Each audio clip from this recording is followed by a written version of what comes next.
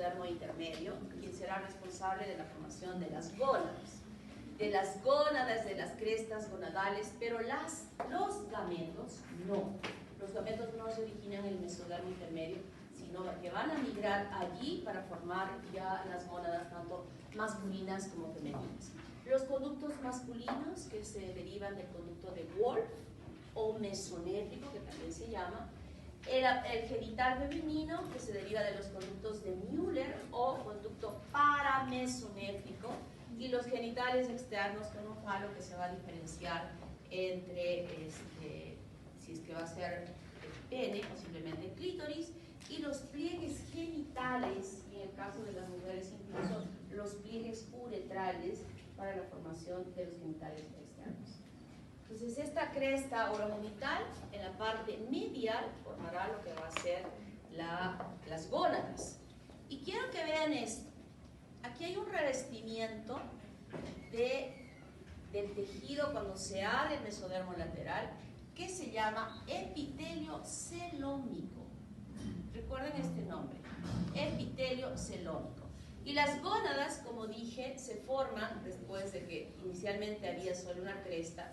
Por este pliegue urogenital empieza a aparecer otra cresta hacia la parte medial que será responsable de la formación de estas gónadas. Y en el desarrollo de estas crestas en forma de fotografía, cuando empieza a desaparecer este mesonefros, van a formar ligamentos.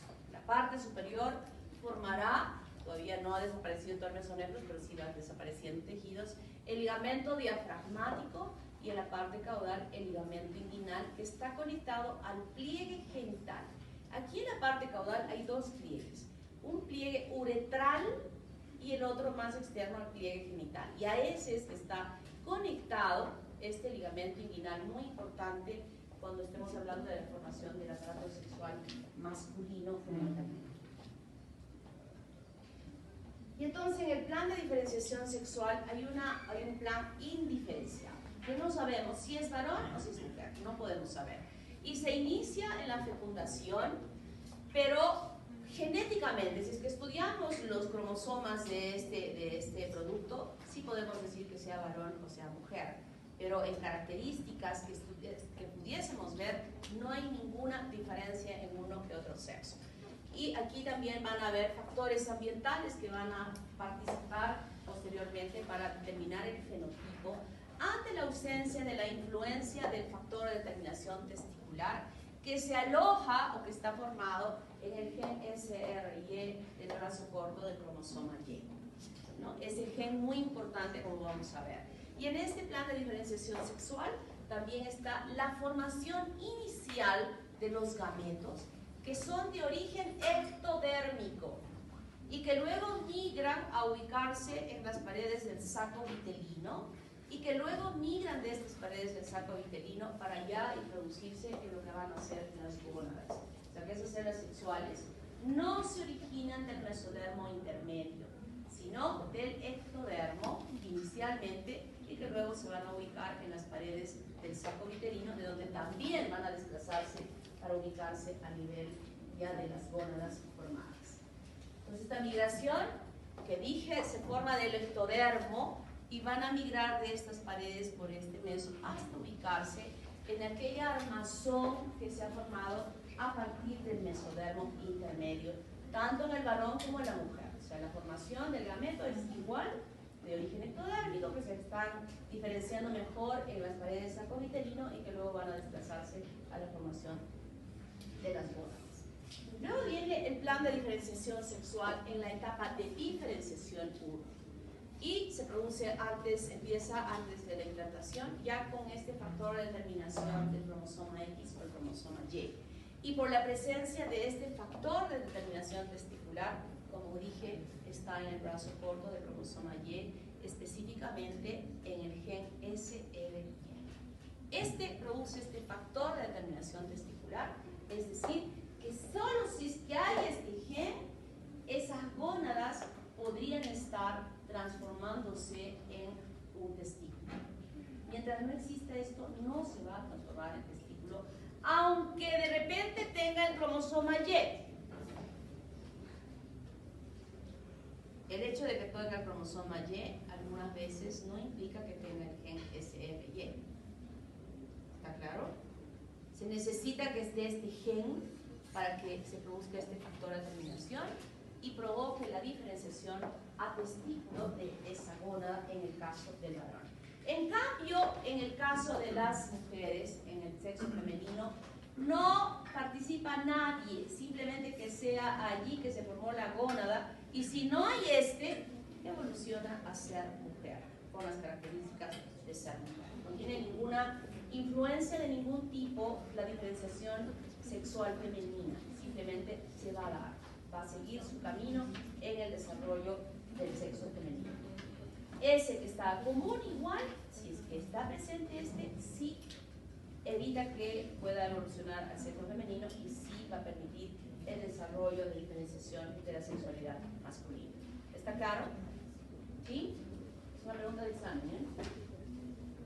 Y entonces, a lo largo de todo el tiempo, desde 1959, que se pudo encontrar que había un cromosoma Y, aquí se encontró el cromosoma Y a lo largo de los años se supo que en el brazo corto había algo que diferenciaba a los hombres.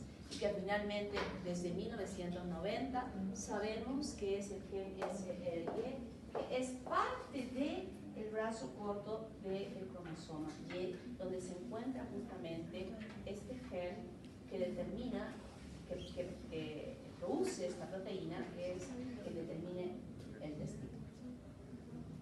Luego viene la etapa de diferenciación sexual 2, donde se forman ya las gónadas, y hay una diferenciación gonadal, que esto va a empezar en el varón en la 7ª semana y en la niña a partir de la 9ª semana. O sea, aquí ya empieza a haber cambio. Nosotros a la 7ª semana, si tuviéramos la posibilidad de ver a ese embrioncito chiquitito con unas lupas bien, ya podríamos decir, este va a ser varón.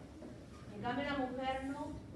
Pasa, sí, obviamente, si a la 8ª semana yo reviso ese embrioncito bien revisadito y no tiene nada de diferenciación sexual, ¿qué voy a pensar? ¿Qué va a hacer? ¿Qué va a hacer? ¿Varón o mujer? Estoy a la 8ª semana, pero diríamos que ya la 9ª empieza a haber mayor diferenciación sexual, ¿verdad? El desarrollo del sistema de los conductos sexuales en la diferenciación 2, diferenciación de los genitales externos y diferenciación, esto obviamente después que ha nacido, que hay una diferenciación definitiva de la sexualidad. ¿Está claro? 7ª varón, 9ª mujer, sexo femenino. Y entonces en esta imagen podemos ver justamente esta diferenciación gonadal. De este lado el testículo y de este lado el ovario. Y en ambas gónadas que se han formado por este mesodermo intermedio en la formación de la cresta genital, hay un epitelio que reviste completamente en la superficie que se llama epitelio celómico.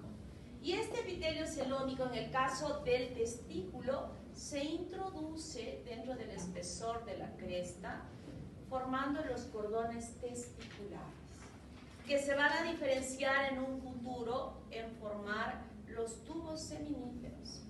Además de formar, a partir de este epitelio celómico, además se van a formar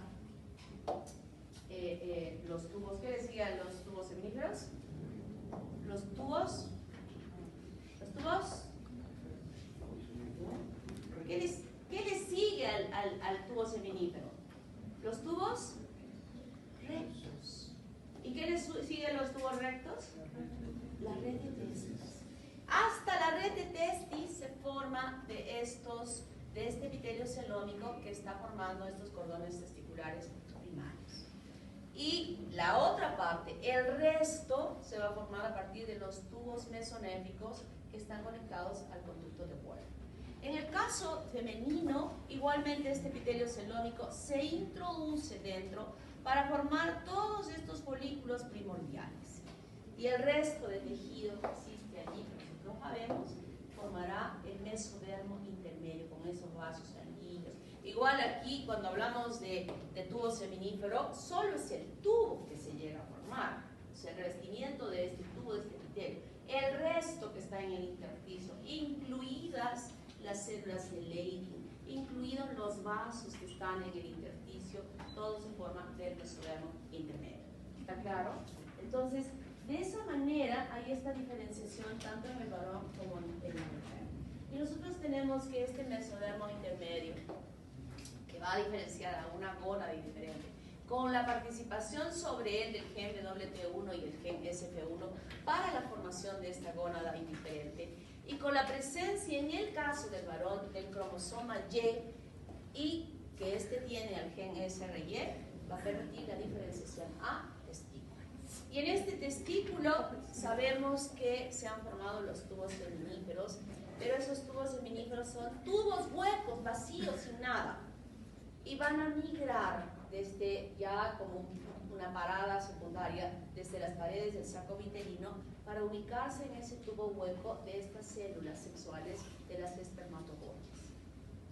Y además sabemos que en ese testículo, a partir de estos conductos que se han formado, ¿de dónde? ¿Quién formó los tubos?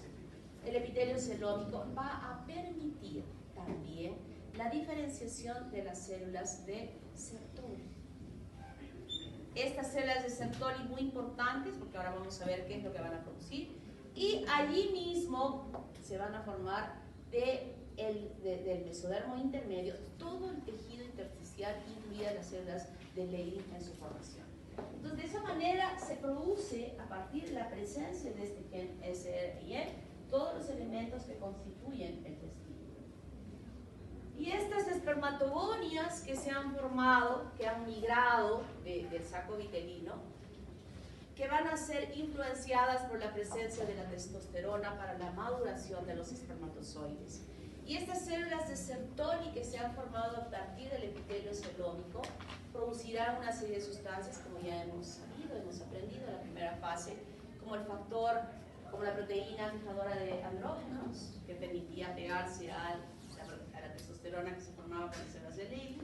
La sustancia antimülleriana. ¿Qué significa eso?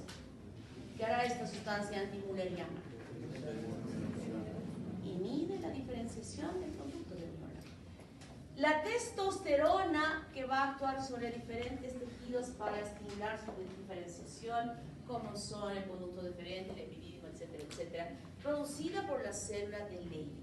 Y esta testosterona, por la 5-alfa reductasa, se convertirá en la dihidrotestosterona, que es una hormona mucho más efectiva que la testosterona y que va a ser útil para permitir la diferenciación de los genitales externos y de la próstata en el caso del varón.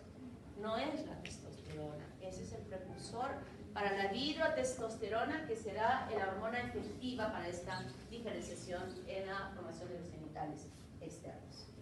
Y entonces, cuando nosotros tenemos una gónada indiferenciada y es genéticamente, tiene el cromosoma Y, sabemos que aquí hay un gen SRY que produce este compuesto de terminación testicular, y ello va a permitir que luego que ya empieza a diferenciarse, se diferencien las células de Sertoli y estas produzcan la sustancia antimülleriana. Al principio, antes de que suceda estas diferenciaciones, ya se forman ambos elementos de la formación, tanto del sexo femenino como del sexo masculino. Es decir, ya hay conducto mesonéfrico, ya hay túbulos mesonéfricos, y en contraparte del otro lado ya hay conducto de Müller, que se forma también. Ahorita les voy a explicar cómo se forma el conducto de Müller. Ya hay, paralelamente están las dos. Y entonces, cuando se empieza a diferenciar y la célula Sertoli produce esta sustancia antimülleriana, va a hacer que esta, que era el conducto de Müller, que iba a formar los órganos sexuales femeninos, involucione. Pero por acción de esta proteína, de la sustancia antimülleriana, que va a tener este efecto. O sea que es una regresión activa por la presencia de esta sustancia antimülleriana. Y va a permitir que este testículo produzca testosterona y que haya cambios importantes en estos conductos para la formación de todos los conductos que forman el aparato sexual masculino. En cambio, por este lado, ¿y esto en qué semana empieza? ¿Cuándo sucede esto? Séptima semana. Y aquí a la novena semana, gónada indiferencial. No existe SRY. No existe. Si no existe esto, entonces no va a haber una diferenciación. Y entonces, cuando no hay quien moleste, aquella gónada indiferenciada simplemente evoluciona a formar lo que va a ser el ovario y todo el conducto de Müller para formar el útero y las trompas. Y estos conductos mesonéfricos involucionan sin que medie absolutamente nada, es decir, por una regresión pasiva. Nadie participa en que se desarrolle el aparato sexual femenino, lo hace solito, sin que intervenga nadie. En cambio, en este caso, sí es necesario que exista la sustancia antimülleriana y sí es importante que esté presente el gen SRY para que esto pueda desarrollarse. Nosotros tenemos aquí, en el caso de los conductos sexuales femeninos, cómo se llegan a formar. Estos son los conductos de Müller, que son paralelos, ambos, y que la parte más caudal se juntan para formar lo que va a ser el útero, y esta parte de aquí, las trompas de falopio.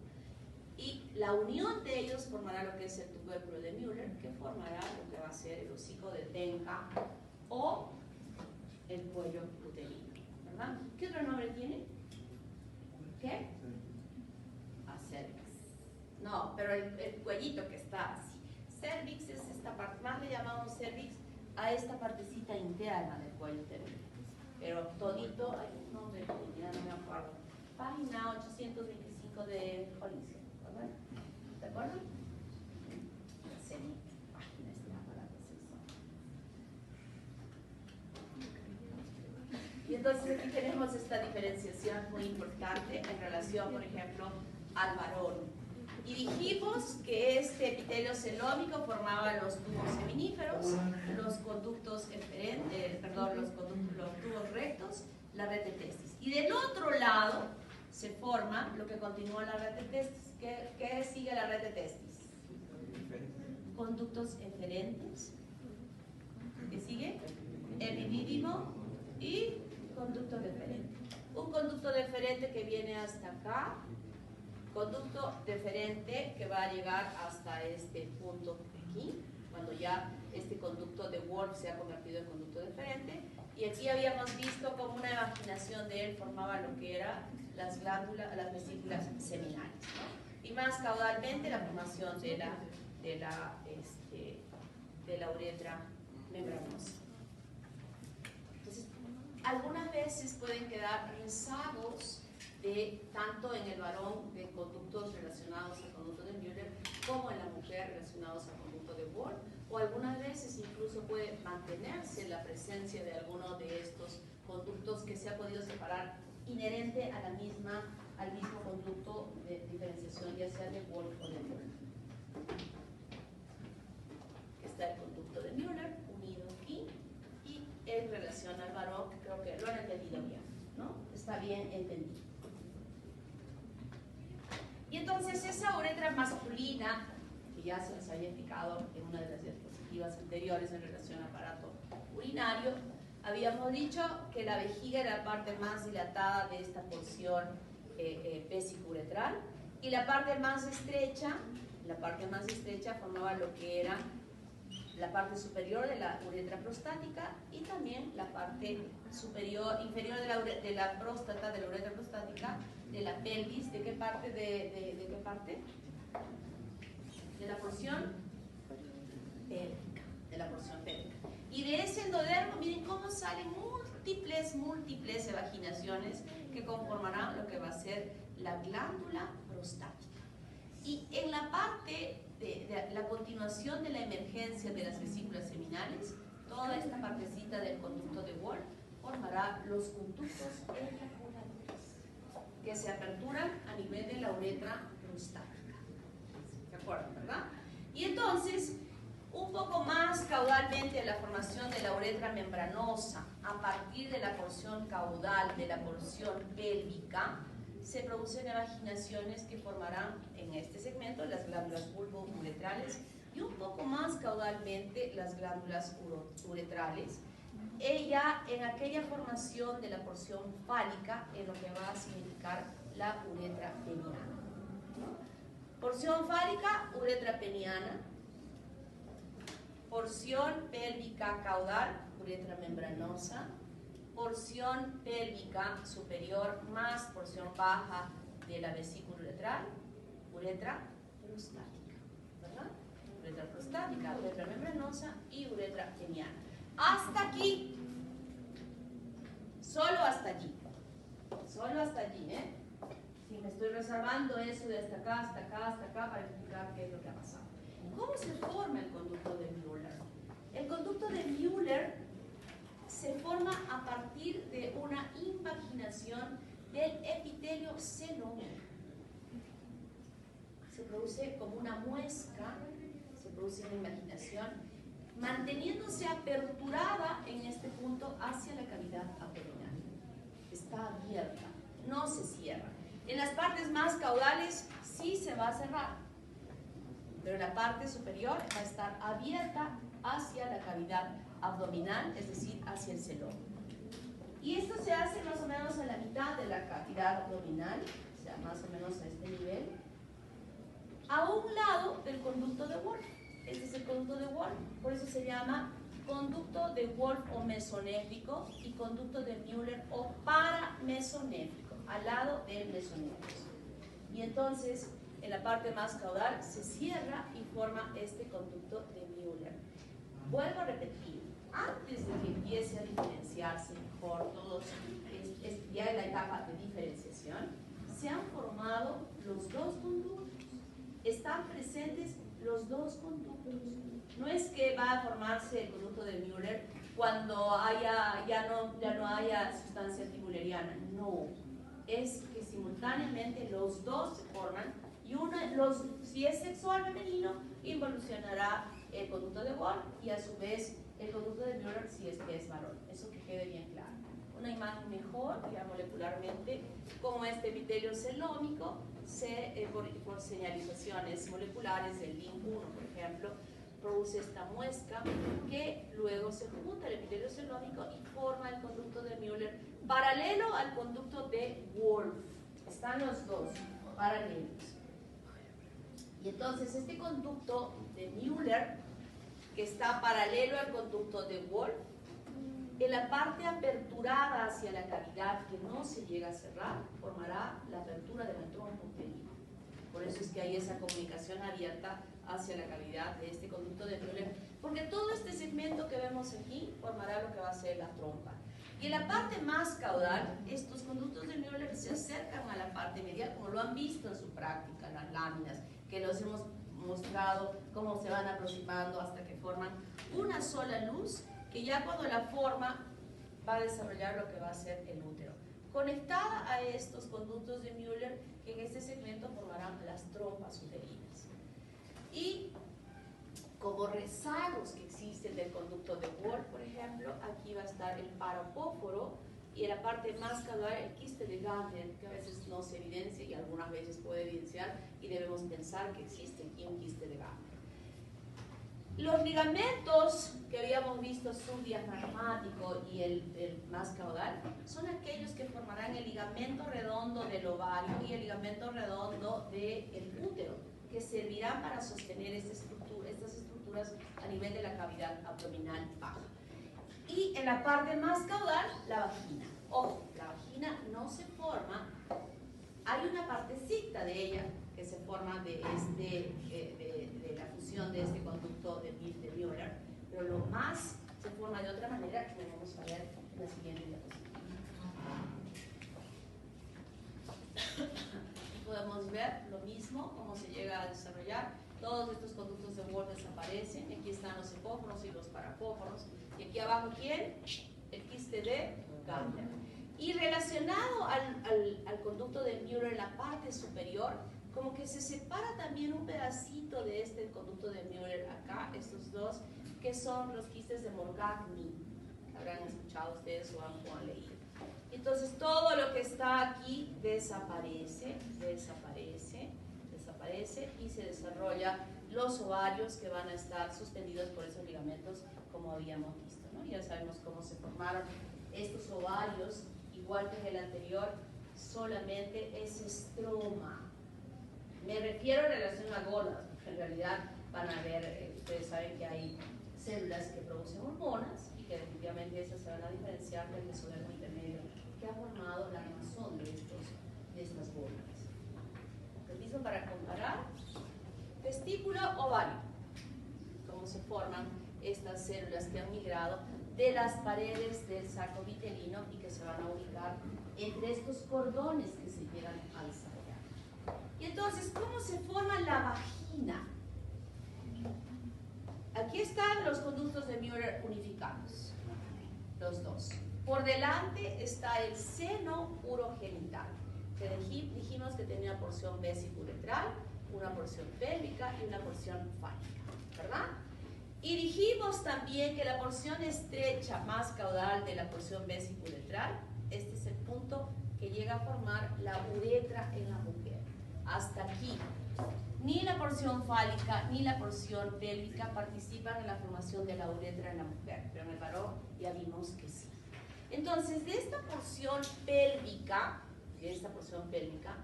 que aquí podemos ver la separación de la porción pélvica en este seno, empieza a crecer un tabique macizo de células endodérmicas que se introduce hacia la parte posterior, se van metiendo hacia la parte posterior, como vemos acá, miren, y este tejido que estamos viendo aquí totalmente compacto es lo que se llama la placa vaginal. Es un tejido que se forma, que crece de la parte posterior de la porción pélvica del seno urogenital hasta hacer contacto con esta unión de los conductos de Müller, huecos vacíos, como estamos visualizando en esta imagen. Y de esa manera podemos ver cómo se llega a formar. Lo compacto va a empezar a vacuolizarse y apoptosis y se apertura una luz en su interior. Y dije hace un momento que de la unión de este conducto de Müller incluso llegaba a formar la parte superior de la vagina, como ustedes están viendo, de un color similar a los del conducto de Müller. Lo vemos aquí, y luego se recanaliza para que las luces se unan, debe haber continuidad de luces, como estamos viendo acá, miren. La luz del útero se continúa con la luz de lo que es la vagina. Por delante todavía está la membrana cloacal, que formará lo que es el himen, que también debe aperturarse. Algunas veces no hay apoptosis, se mantiene cerrada, que hasta el momento en que la niña empieza a menstruar no hay ningún problema, no hay nada de indicios de esta situación, pero cuando empieza a menstruar ya se puede manifestar con una serie de molestias que ustedes probablemente lo vean o lo han visto en esta semana en sus casos clínicos. Entonces, esta es la forma como se desarrolla la vagina en la mujer. Mejor imagen, se juntaron, va desapareciendo las uniones, se forma una sola cavidad. Este es el tubérculo de Müller, que se extiende las celulitas hasta esta parte superior, donde se ha formado la placa vaginal, que se vacuoliza y ambos conductos se fusionan, y aquí estaría la parte más caudal, el himen. Y vuelvo a mencionar aquí los ligamentos que van a sostener, específicamente aquí el ligamento redondo del ovario y el ligamento redondo del útero, que está conectado en la parte más baja a justamente aquí al pliegue genital, a este nivel.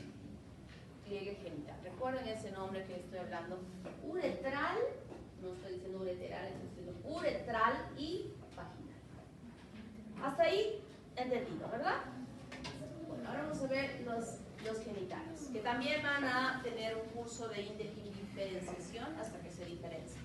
En la parte o en la etapa indiferenciada nosotros encontramos a un tubérculo genital que se localiza en la parte anterior, que algunas veces se desarrolla muy grande y que incluso no sabemos aún desarrollado si corresponde al varón o a la mujer, y le denominamos falo. ¿Se acuerdan de esto, verdad? No sabemos qué es, pero tiene un falo. Y luego tenemos estos pliegues, uno más interno, el pliegue uretral, que está limitado por esta membrana cloacal que está cerrada a este nivel, y un pliegue genital más lateralizado. Esto desarrolla un poco más. Este es a la sexta semana, a la séptima semana, los pliegues ya se manifiestan mejor e incluso ya se puede visualizar como una hendidura en la parte central de los pliegues uretrales. Los pliegues genitales se han ensanchado más, o sea, están más dilatados, y a la séptima y a las partes tardías de la séptima semana, se llega a abrir. O sea, la membrana cloacal que estuvo por aquí se llega a aperturar hasta cierto punto, formando lo que va a ser ya la hendidura uretral. Uretral. Y entonces los pliegues se manifiestan aún más. Pero aún en este punto no sabemos si es mujer o si es varón. No lo sabemos. Y entonces, en el sexo masculino va a suceder un cambio importante. Que el pliegue uretral que estaría en este nivel, la continuación o la formación de esta porción fálica, empieza a cerrarse para formar la uretra peniana. Y aparte de ello, se extiende un poco más longitudinalmente y se llega a cerrar.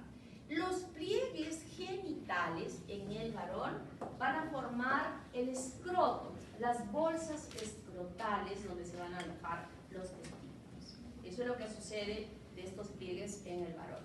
Y entonces, cuando se cierra, podemos ver imágenes aquí justamente de esta hendidura. Miren, está abierta, luego empieza ya a querer cerrarse en esta posición fálica y finalmente se cierra. Se cierra, se cierra, se cierra. Pero antes de que se cierre completamente, todavía hay una apertura a este nivel en la parte ventral del pene. Hay una apertura que comunica justamente esta uretra formada hacia el exterior. Pero nosotros sabemos, y ustedes saben, que la uretra no se encuentra por debajo de este tubérculo genital, sino está en la punta del tubérculo genital. Y entonces sucede lo siguiente, pregunta de examen, que en esta parte anterior, las células ectodérmicas que están revistiendo todo esto se introducen en la parte, si este es el pene, justo al medio, se forma un cordón macizo que se va introduciendo hacia las partes más profundas, hasta encontrarse con la luz que se había formado por la fusión de estos pliegues uretrales. Luego que el cordón ha chocado allí, hay apoptosis y esas células macizas mueren, se recanaliza y se forma una luz continua de este borde externo que se había formado de la uretra peniana, con esta luz de este tejido que se había formado a este nivel. Entonces yo pregunto, ¿qué células estarán tapizando la luz de este tejido que se ha formado? Ectodérmicas. Son células ectodérmicas. Y nosotros sabemos que en el pene no simplemente está la parte del glande libre, ¿verdad? Bueno, eso sí lo sabemos que existe, que se tiene justamente un contenido. Sabemos que eso sí no existe en los judíos, ¿verdad? Porque les hacen la circuncisión y les quitan todo el prepucio. Muy saludable, que debiera hacerse todos los hombres, pero lamentablemente no quieren hacérselo. ¿Por qué es saludable que no tenga prepucio? ¿Y qué tiene el espejo? ¿Tiene qué? Bacilos. ¿Por qué la incidencia del cáncer de cuello uterino en los judíos es casi nada? Justamente por eso. Justamente por esta situación. Lo que pasa es que ahora ya hay un virus que lo vamos a estudiar el próximo año, que es el virus del papilomavirus, que es el que se aloja ahí debajo del prepucio, y como los hombres no son higiénicos algunas veces, entonces transmiten esta infección viral a las mujeres y en ellas se desarrolla este cáncer relacionado a este virus. Que si no tienen esto, por más que sean cochinos y no se bañen y etcétera, etcétera, no hay esta posibilidad, ¿no? Entonces sucede eso. Pero ¿cómo se forma este prepucio que luego los judíos se lo quitan? Se forma de la siguiente manera. Aquí al centro, y hemos visto que se ha aperturado esta luz, ¿verdad? Y en todo más o menos a este nivel y a este nivel, en toda la circunferencia, a la mitad o un poco más lateralizada de toda la circunferencia más distal, igualmente se va a formar una placa ectodérmica que se profundiza en una forma en toda la circunferencia. Luego que ha sucedido esta formación de la placa, también hay apoptosis y va a permitir la separación de una capita de tejido por encima de la formación del glande. Y la apoptosis no es completa, ¿verdad? Porque hay una parte que todavía sostiene a ese prepucio adherido a la pared posterior de esta formación del tubérculo genital. ¿Cómo se llama eso? ¿No? ¿Qué? El frenillo. El frenillo es la ausencia de que haya habido ahí apoptosis y que por eso permite este recubrimiento. Entonces, no es que el prepucio crezca, luego que se ha formado aquí, que crezcan unas membranas que van hacia aquí, no. Es simplemente esta forma que se ha tenido en la formación de esa parte distal del cuerpo. En el caso del sexo femenino, el tubérculo genital va a formar el clítoris, el pliegue uretral, que es este que está aquí adentro, formará los labios menores, y el pliegue genital, los labios mayores en la mujer. Al fondo y al himen también ha habido apoptosis y estará aperturada la luz hacia el exterior. Y más profundamente se encuentra la uretra en la parte superior, que está formada en la mujer de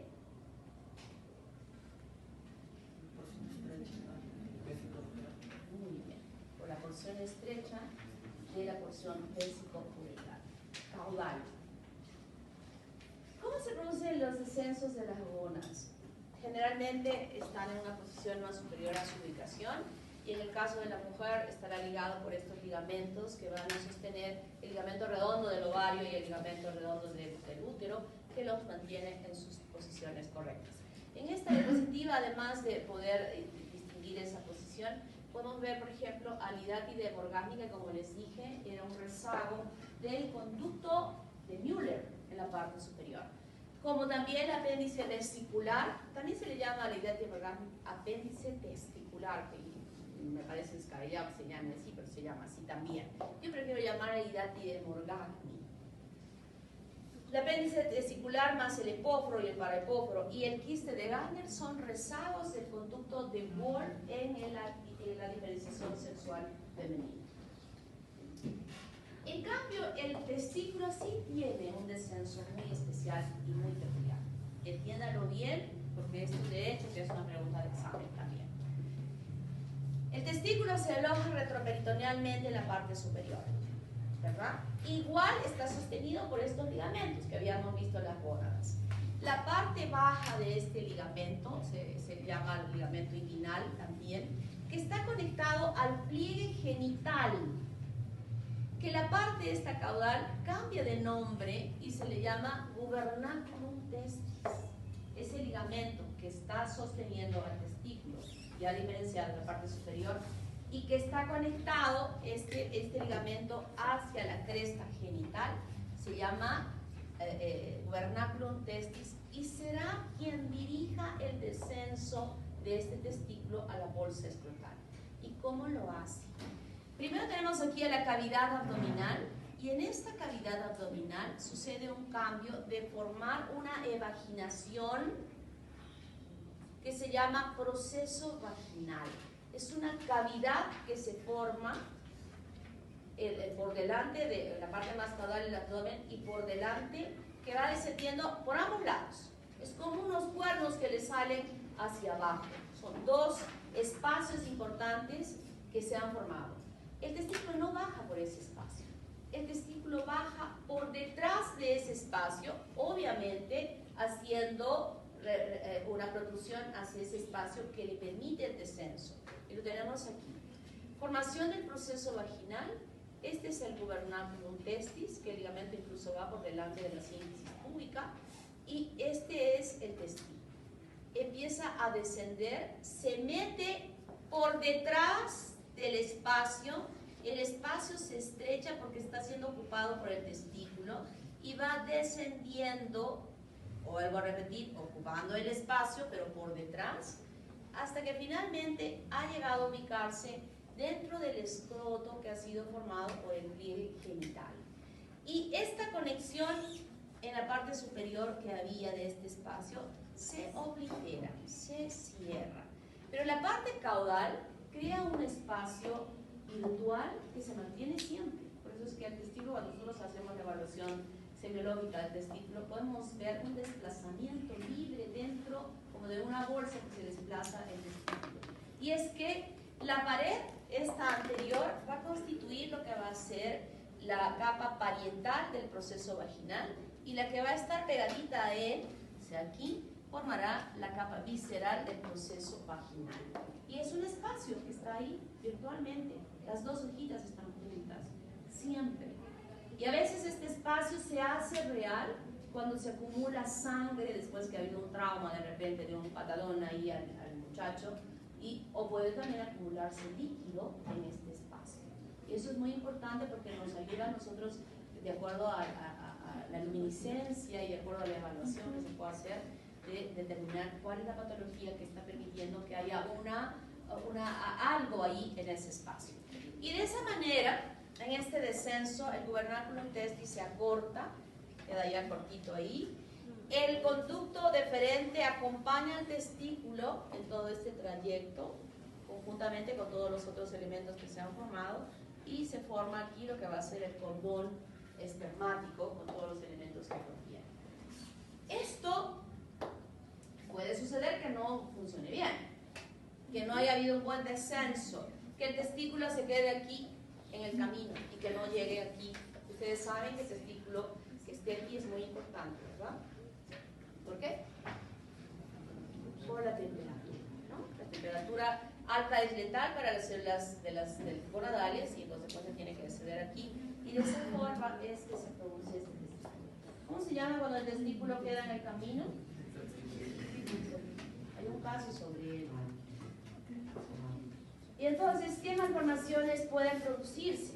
Se pueden producir que no se hayan juntado y se desarrollan dos úteros, o es un útero bicorne, a veces hay una cavidad un poco mayor y estos son más ensanchados, que solo haya la mitad, que no haya comunicación real entre la vagina y el útero, es decir, una serie de malformaciones que todas ellas se van a traducir en